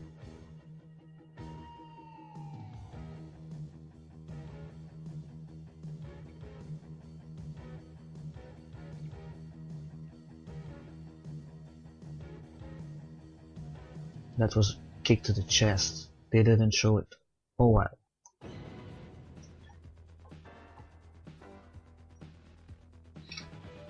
Time for the main event of the evening. Want to do it in the first round, but he's a strong person. Dus I want to do it in the first round, but I'm seeing training and I think it was a difficult. Gerard Gordeau from Den Haag, the Netherlands. He is 29, 6'4", 216 pounds. His style is Savat, and he also trains in Kyokushin Karate, a style that is now mostly associated with GSP. Gordo is billed as 6'5" everywhere, but if Maeda truly is 6'3", there's no way that Gordo is 6'5".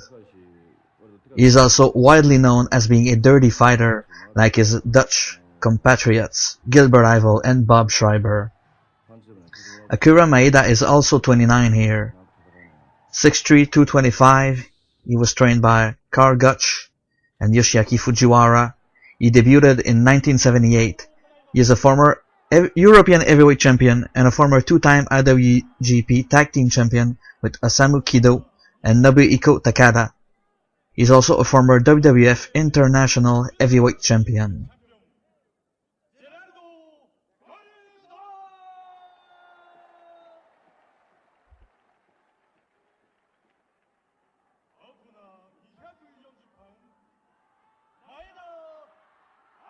This is billed as a different style match, but it's just a shoot style UWF match. Or maybe there's rounds or something, I don't know. We'll see. But it's a worked pro wrestling match. Definitely.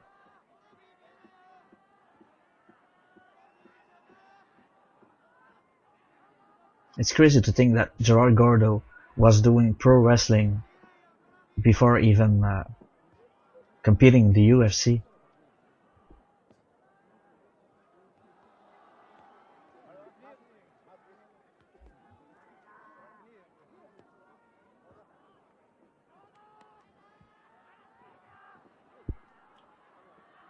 I saw him fight Antonio Inoki in the late 90s, and I thought that was like his only match that he ever had in pro wrestling. But here he is in 1988 in the pro wrestling bout with Akira Maeda. Gordo had a match against the great Antonio Inoki on Inoki's retirement tour in New Japan Pro Wrestling.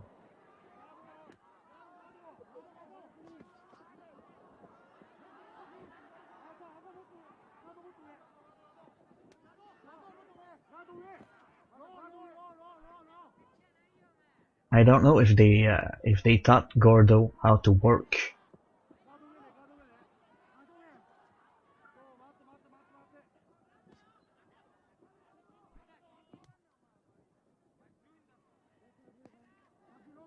Because if he only knows how to shoot, he can hurt Akira Maeda really badly for real.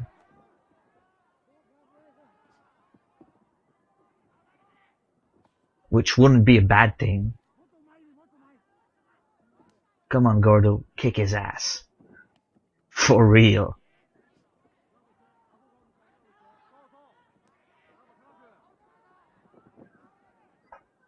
So you have to assume that Maeda here is the local hero, and Gordo is the evil foreigner from Holland.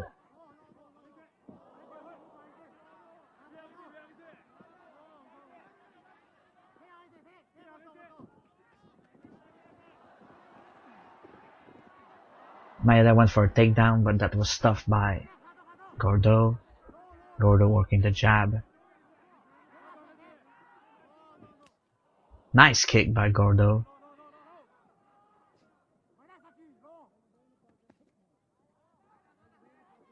Little combination there. Nice kick to the leg by Maeda.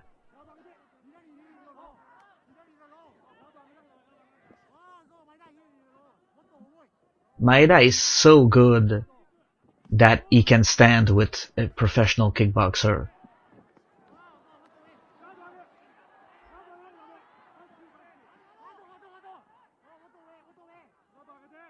And he's doing great.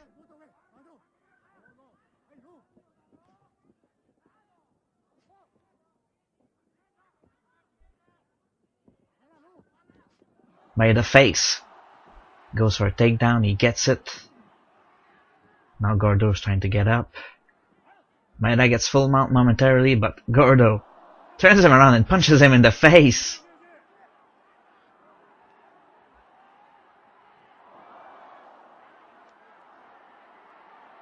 Gordo already starting to fight dirty here. That was the end of the first round, it seems.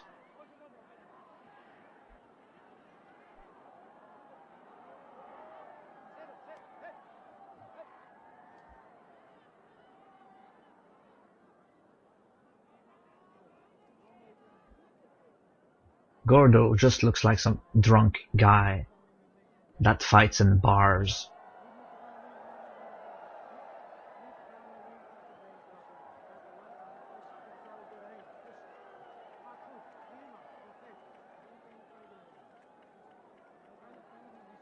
Round 2, as a very North American looking woman is the ring girl here.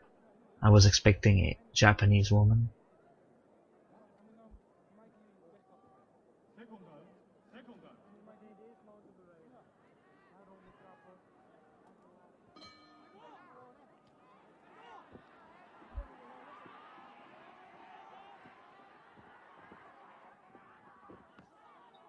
Round 2. They exchange some kicks to start. Gordo with fast hands, but Maeda goes under it. Jumps into the legs with the takedown. Ref is calling for a break here as they get to the ropes. And Gordo is throwing those sneaky little elbows to the back of the head of Maeda before they get up. Playing his heel role well. Well, it's not really a role he's playing. He's really a dirty fighter.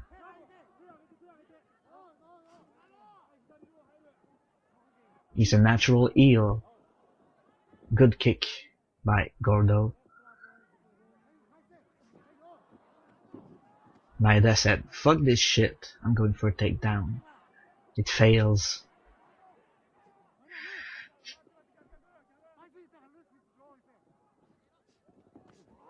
Oh! Great combination by Gordo.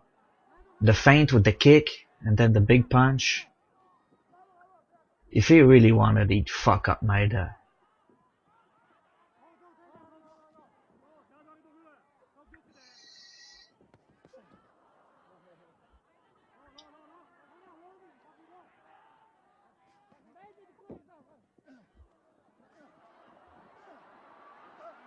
Big knees by Gordo, but Maeda answers with a huge backdrop suplex, turning Gordo inside out, and now Gordo has the back. That was a great sequence. Really good stuff, considering Gordo's lack of experience as a pro wrestler. That was some really good stuff.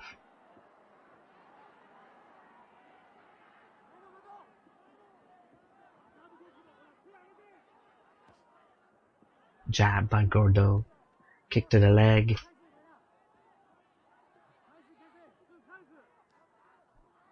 Front kick. Maeda feints. Another front kick to the body by Gordo. Nice jab and nice combination with the high kick.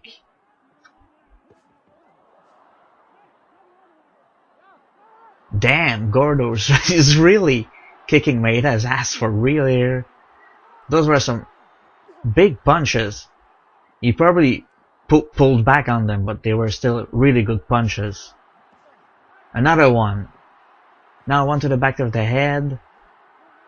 Maeda clinches. Judo throw. Armbar. Can he get it? The round ends.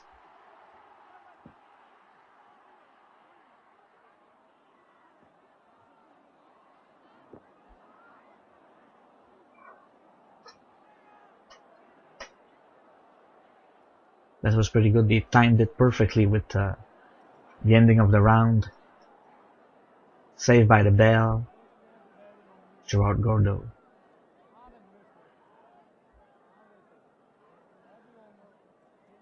Is that a bottle of Smirnoff Ice? Gordo really is a drunk.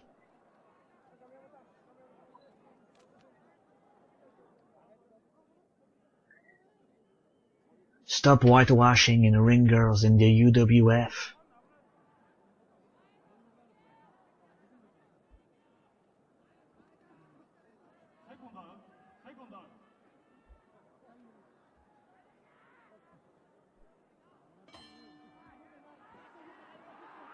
Third round. Really entertaining fight thus far. And the crowd is really into it. It helps. Gordo with big knees to the arms of Maeda. Those must hurt. For real. Damn! He's beating his ass.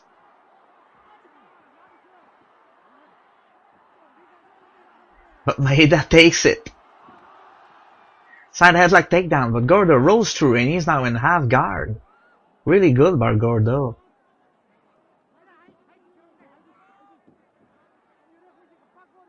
Gordo looks like he's got some grappling experience.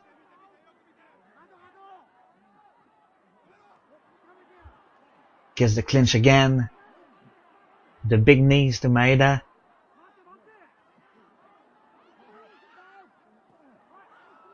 Good punch. Maeda comes back with some punches to the body of his own.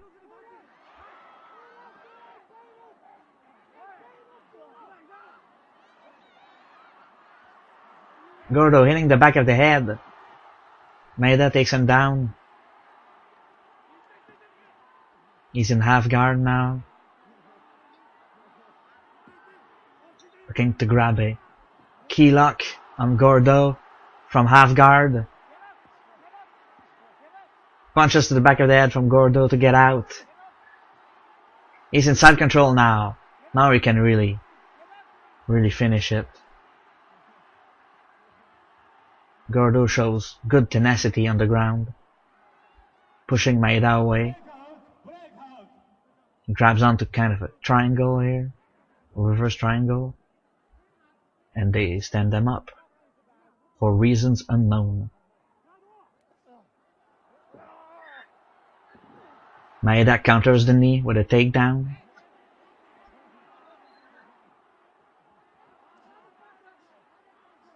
Is Gordo doing some dirty tricks on the ground? The ref just scolded him for something we didn't see.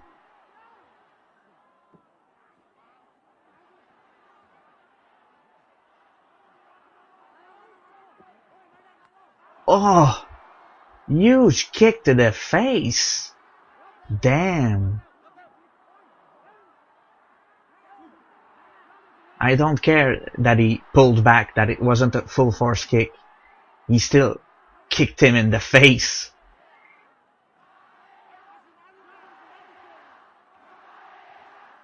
Maeda is tough. He's a tough pro wrestler.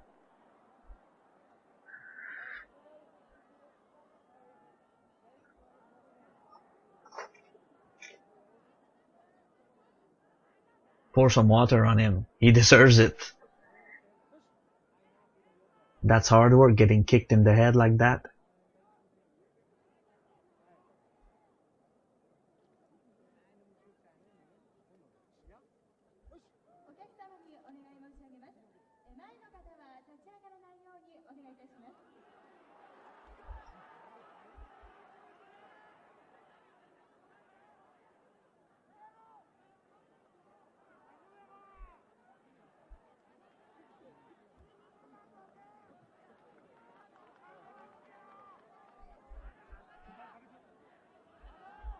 Looks like he was instructing Maeda to go for the uppercuts.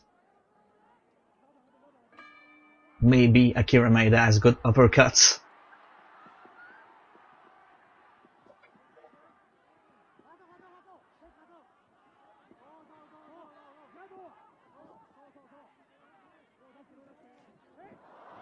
Another good kick to the head by Gordo. Misses the second time. Third time, Maeda grabs the leg. Takes him to the ground. He's going for a leg lock of some kind here. But Gordo's in the ropes. Maeda's gonna have to let it go.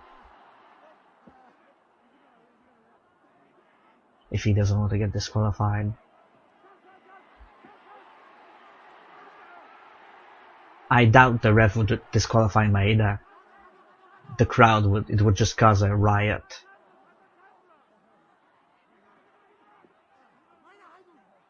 Nice kick to the leg. Going low and then going high is Gordo. But Maeda grabs the leg this time. Oh, he's really pushing on it. That must really hurt. And Gordo taps.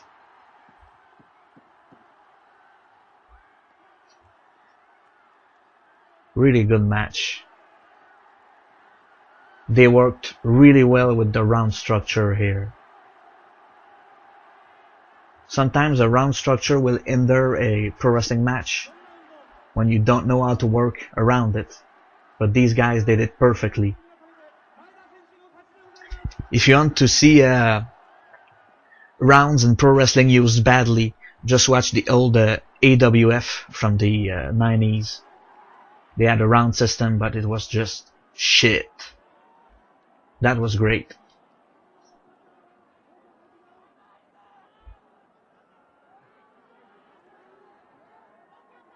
We can see Kazuo Yamasaki and Takada in the corner of Maeda, as the crowd gives him a standing ovation.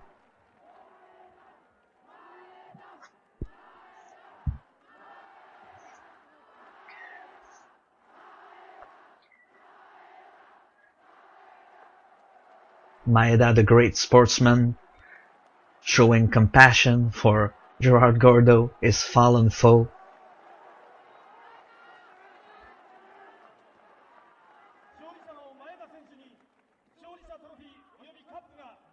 These people really love Akira Maeda. I wonder why. I mean, he's a great wrestler. But it's like they don't give a shit about what he did to Shoshu. Shoshu was hugely popular too in Japan. And he's much more of a legend than Maeda.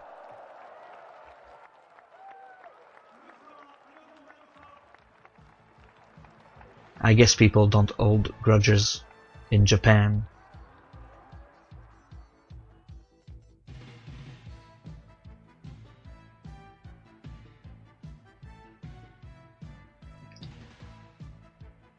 Maeda really took a beating in this match.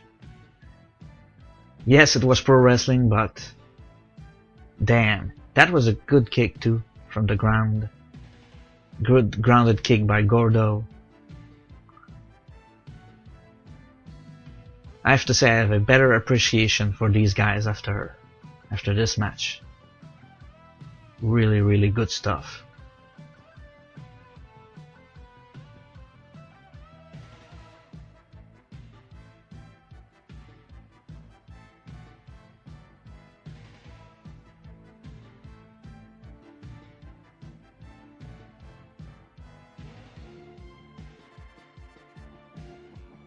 Brutal kick to the face. It was even better in real time watching the fight, because you just heard it.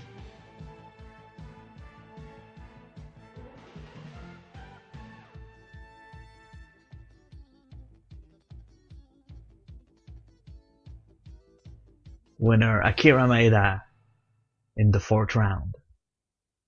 110 of the 4th round.